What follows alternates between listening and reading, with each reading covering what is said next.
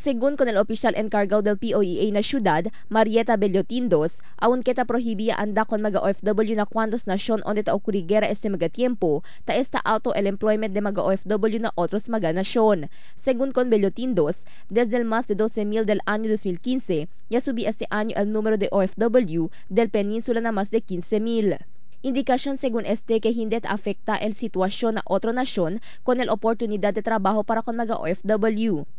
Sa na-process namin, based on our data, sa na-process namin, every year meron pong umaakyat po yun. For this year, last year, we had that 12,000 something.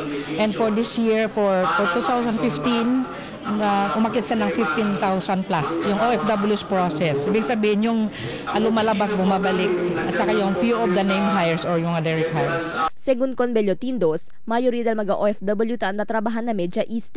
Por medio de un programa alin na oficina del Philippine Overseas Employment Administration o POEA, ya celebra este día con el AKA-21 Migrant Workers Day. En esta celebración ta acorda con el sacrificio y contribution de mga overseas Filipino workers o OFW, quien taan na trabahan na otro nasyon.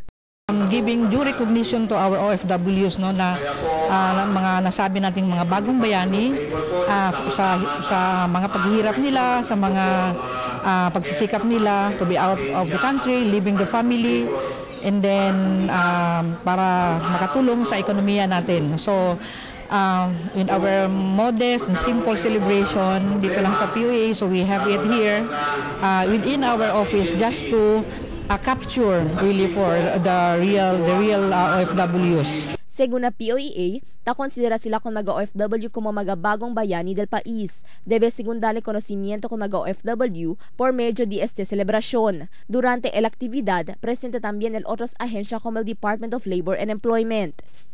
Cristal Almonía, Dateline Zamboanga.